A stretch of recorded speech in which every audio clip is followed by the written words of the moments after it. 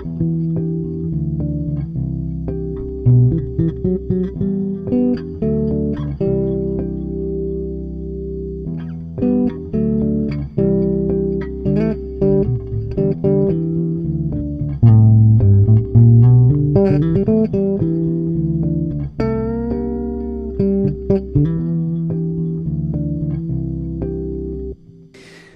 there, this is Dan here. I'm going to stop right there because I can go on for hours doing that. In this lesson, I'm going to teach you how to do that. Now, I'm using a TC Electronic Ditto looper pedal there. And what I decided to do, this is based on a lesson I did last week, which was how to play 3 chord progressions. I'll put a link right here if you want to check that out. This lesson is about how we determine the key, the note selection, and how to solo over a chord progression. So that's all I'm going to deal with in this lesson. If you want to know how to play these chord progressions with the different techniques and shapes, I'll put links to those other lessons. There's 2 of them actually. And then I'm going to do just one lesson on this looper pedal thing another time. Otherwise it'll get too crazy. Now what I've done here, I've got 3 chord progressions and I played in that first one already. And it's E minor. It's using harmonics. We've got E minor chord. There's some funny things going on. Basically, it's an E minor chord. Then a D major chord. A basic D major chord. There's some funny things going on in all of these chords, but just E minor, D, C.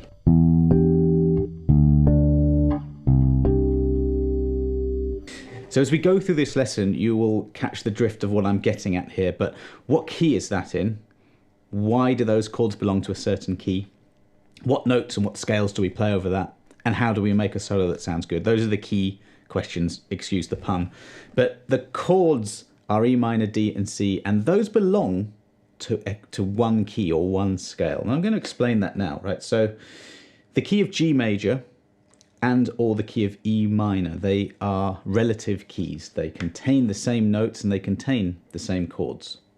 So if I just play the chords of G major, and this is something I love to do on a bass guitar, it's a good thing to get as well. Even if we don't play chords very much on bass, you can compose on this. We've got the G major chord, followed by A minor, B minor, C to D, E minor, then we've got an F sharp diminished, and then we finish on the G. Musicians label those with Roman numerals, 1, 2, 3, 4, 5, 6, 7. And uppercase is used for the major chords and lowercase for the minor chords. So when we're looking at it from the perspective of the G major scale, we've got a 6, 5, 4 chord progression, but I'm not going to look at it like that because it's very minor-y. So forget that for a second. I'm going to the relative. I know this is, even saying this, it's all jargon. So if this music theory kind of stuff isn't sitting with you right for this lesson, don't worry. There's just some key concepts to learn, one of which is you have a major scale, in this case G major, and that major scale has a minor that's related to it, has the same notes. All you do actually is just find the 6th note of the scale, and that note is the beginning of the relative minor key. That's E. So E natural minor. That's a clue as to what we're going to play in a minute, okay? So if I think about it like that, what we would flip the equation here, that is now the 1 chord. It's the 1 chord in the key of E natural minor. So we have a 1 with this shape. Then we're going down to the 7, which is major, and then down to the 6, which is major as well. Okay, so that's our chord progression. A 1, 7, 6 chord progression in the key of E minor. You don't really need to know all this sort of jargon stuff. Basically, really what you need to know is we're in the key of E minor, and that means when we come to solo, those notes are going to be the ones that we want. Note selection is very important. So what I'll do is I'll click that chord progression back in that I've played into that TC looper, and I'll just play the E minor scale, E natural minor scale.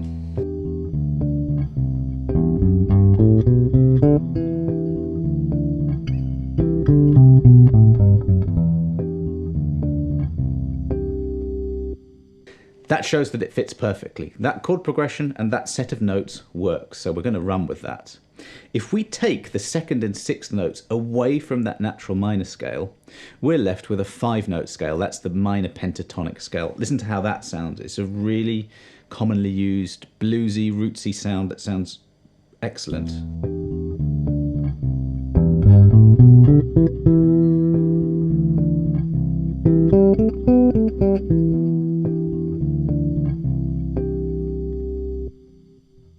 That was really simple. I just did one octave, and then I carried on into the next octave.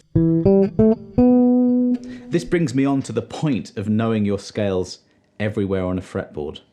Now, if you recall, in the intro, I actually just stayed here. I didn't really go anywhere else, and that's fine. You can just do a brilliant solo in one place. It does help to be able to express yourself, to know the entire thing, especially when you're soloing or doing bass fills or something like that, where you want to go anywhere at any time. And just very briefly, how you might get that going. You need to know your notes. And look, these are all E's. I know that instantly. I'm just using octave patterns there. And I know the first, well, I know the entire scale of E natural minor. By the way, I keep saying E natural minor because there is an E harmonic minor and an E melodic minor, so it's force of habit, because there are 3 minor scales, at least. There are more, but that's why I say that. It's a very common one, though. So I know that the first 3 notes are this pattern, fingers 1, 3, and 4. In this instance, I'm on fret 7, 9, and 10 of the A string, okay? Just bear in mind, keep in mind if you're playing along, I'm using fingers 1, 3, and 4. And wherever there is an E, I know that that will work.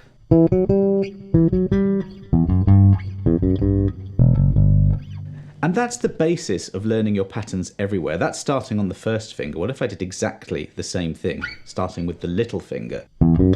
I now have to go to a different string. I'm now little finger on the 7th fret, that's the E. The F sharp and the G, I'm now playing on frets 4 and 5 of the D string. So now if I have an E starting with my little finger, I can do that. And of course the next notes in the scale are just very close to those ones. That's just one way of doing it. There are several. You have a 1-octave pattern here as well. Start again here. You run out of bass a bit. Otherwise it is the same pattern. So you must know your notes, the actual notes, E and F sharp and so on. You must know your patterns, you must know your intervals, and you must know a scale going across a string this way, this way. If you start on your first finger, you start on your little finger, you start on your second finger, you'll automatically be learning 3 different springboards for your soloing, okay? So that's the key of this particular one. I've got 2 more chord progressions. That's the key, and that gives you the chord progression and it gives you the set of notes to use. So that was E natural minor and also E minor pentatonic, which you can add that note in. That's a flat 5. So if you're on an E on the 12th fret of the E string, you just go up 1 fret, down 1 string, the B flat. Sounds a bit wrong on its own, but there's a passing note.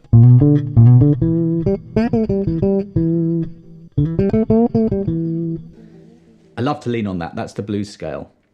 I'm going to explain phrasing, rhythms, and actually what you might do to craft notes into a good solo, but I'll do that in the next chord progression.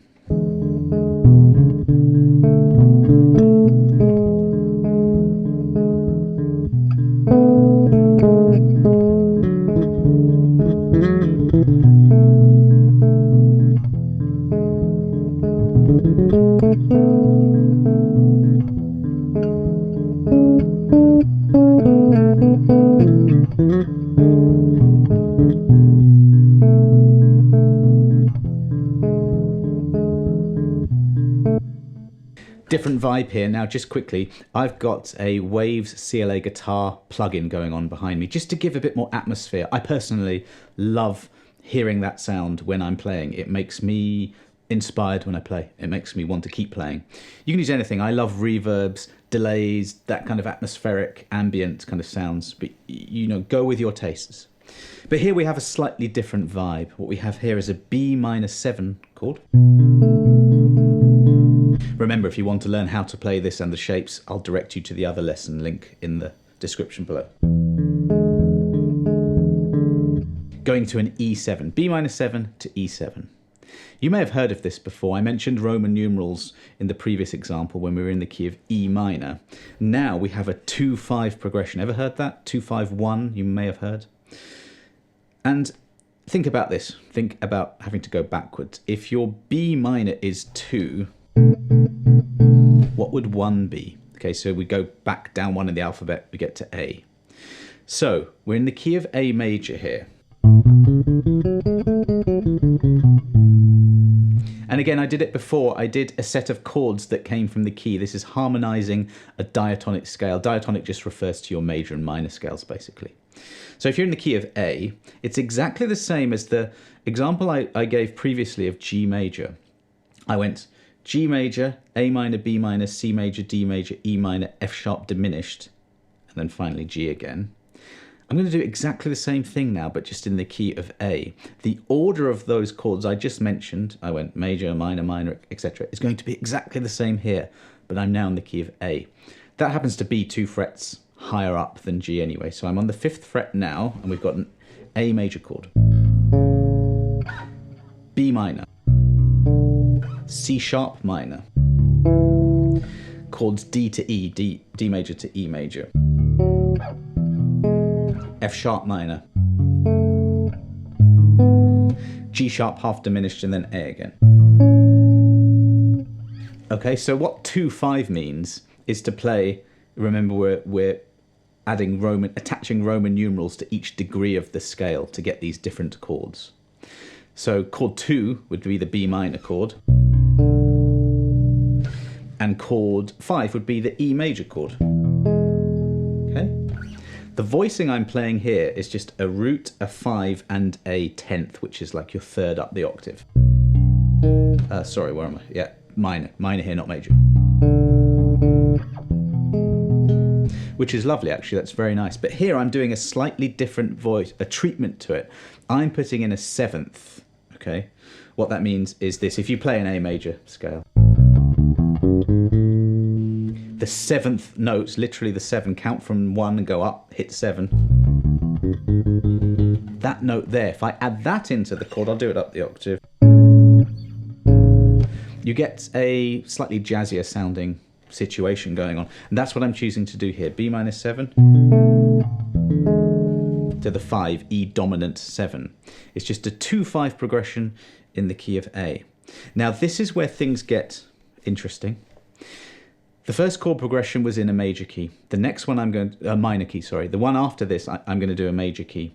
But this one is neither of those, even though it does come from a major key. This is a 2-5 progression in the key of E, the 2 chords B minor 7. We're focusing on that chord. So now we're focusing in on a mode, and a mode is basically your major scale.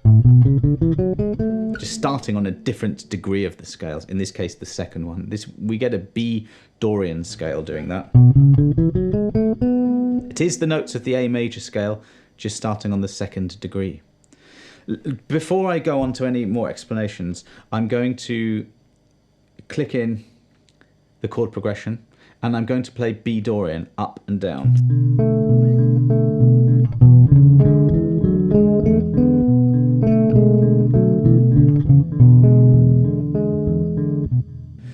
Now I'm going to do the same thing, and I'm going to play A major. Remember, this mode came from A major, so what happens if I play A major?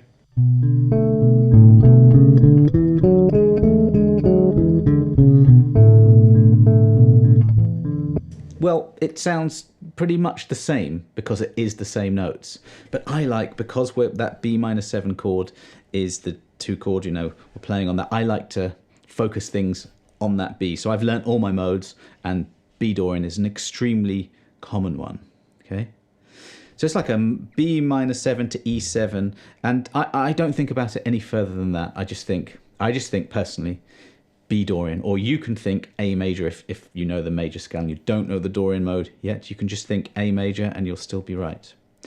Okay, so I know there's a bit of a mouthful that, and I don't want to get too much more into modes and theory beyond that, but I do wants to get into how to craft or how to turn those notes into something that's musical. Because if you play a scale up and down in one octave, it's not going to sound that great. So let's kick something in, and I'll show you the kind of, this is the style I like to solo in for this particular thing. You know, there's so many different styles of music, but let's just play something and stop in a second.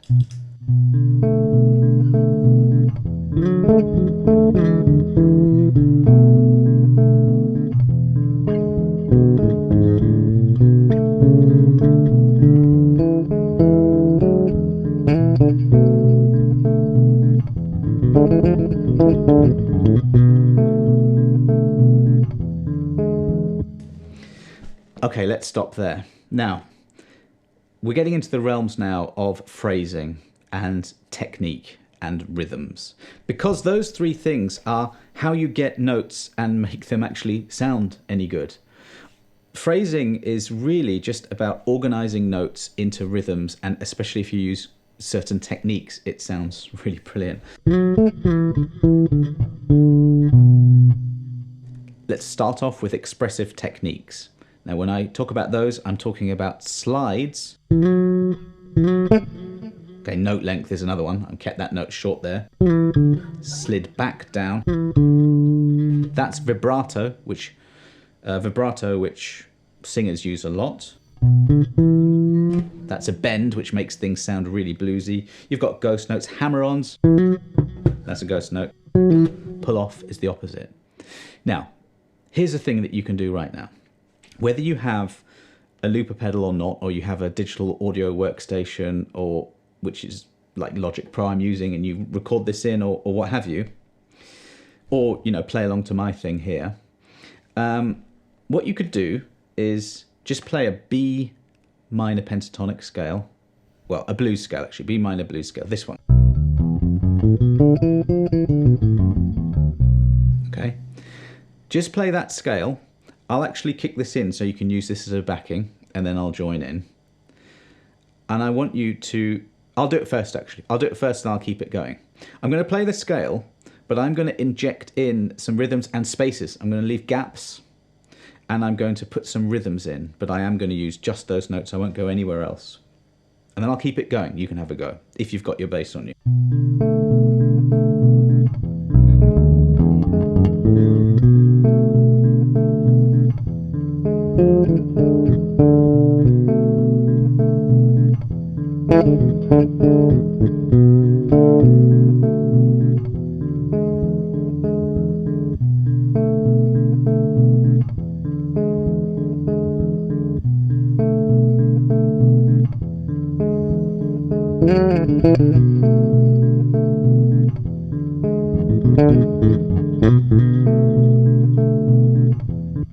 Wouldn't it be cool to have a bit more of a live play along like that together? Maybe that's an idea for another time. Look at the end there. So look, I've got my minor pentatonic notes, and I'm organising them into phrases so you can do things like sequencing. I just played 3 notes there. I'm organising them into 3 notes. What about different patterns like... I'm doing a different rhythm there. Now I'm going to leave more space. Vibrato on the end there, keeping that going. Bit Jimi Hendrix there, he used that a lot. Listeners often like good melodies that they can hum, and repetition, because you know what's coming next, and there's something kind of cool about that. Show what I mean there, so do a bit of repetition here.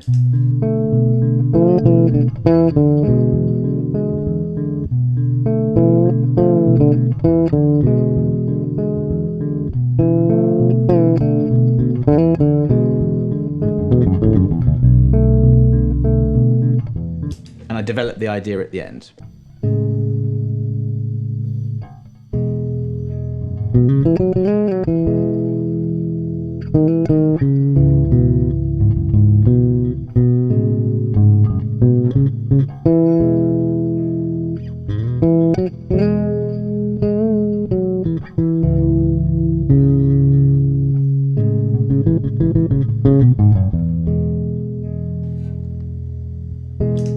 Okay, this was the final one. This is the major key now. So we had the minor thing going for the first example. We had the Dorian chilled, relaxed feel for the second one. And this is, again, bright and happy, quite slow tempo I went for there. We're in the key now of E major. So the first chord was an E major chord. And that's the one chord in the key of E major. Then I went to C sharp minor. That's the sixth chord. Doesn't matter where you play a C sharp minor chord on the bass, it's still the sixth chord.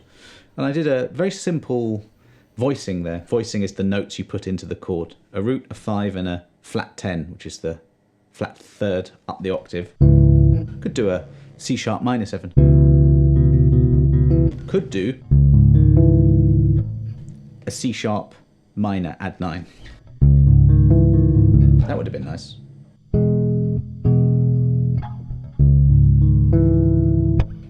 But I didn't. I did simple. And then here, I did an A major 7. Now that's the 4 chord. Once you get the hang of this, it's easy, right? Because E, F sharp, G sharp, A. Whatever letter you land on is, whatever number the letter is the number of the chord, right? And then I went to the 1 chord again. So it's 1, 6, 4, 1. It sounds like you're sort of beginning a phone number or something. It's actually quite a good way of learning songs. Because if I changed key,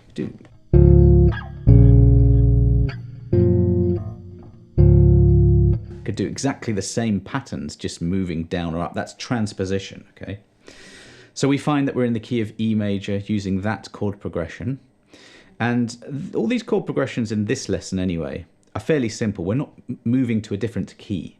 We're not having to play the changes like a jazz musician might do. That could be a future lesson. We're just in one key. So let's play the major scale up and down just to show that it fits.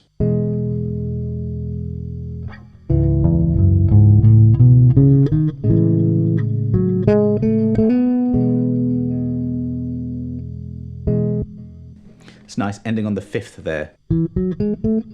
1, 2, 3, 4, 5. Now, major pentatonic.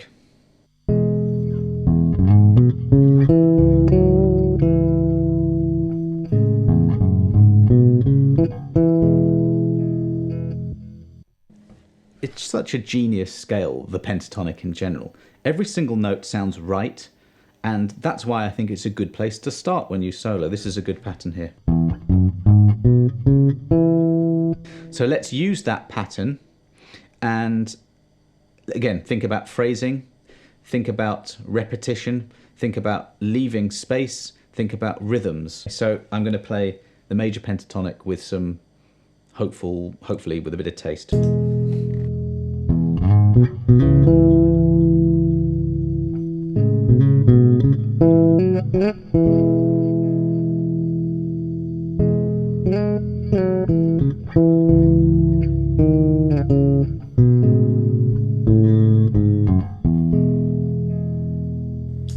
There I just came down the major scale. I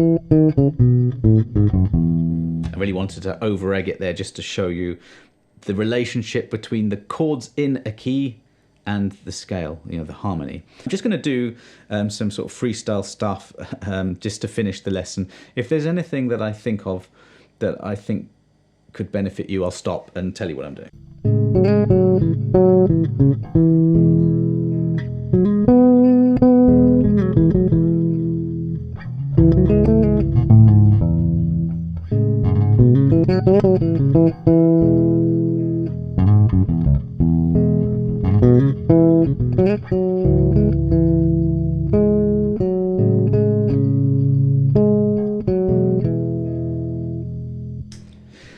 When you're improvising, you might come across something you like. That's why recording yourself is quite good. You can come back to it.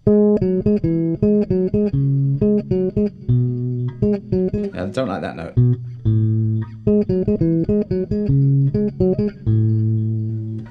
You can develop your sense of melody by this kind of playing. And that's really if you're doing solos. I haven't done the real proper funk solo thing, but I'm leaning quite heavily on melody in this lesson, and I want it to to sound melodic and learn melodies, learn really simple melodies like nursery rhymes, and analyze them and see what's going on. You'll hear repetition, you'll hear very simple stuff going on, and copy it. And I kind of found something there that I liked. But otherwise I was just doing pretty standard pentatonic stuff, okay, which is supposed to be quite simple on bass. But however, make sure you know it in all the different positions that you can possibly learn.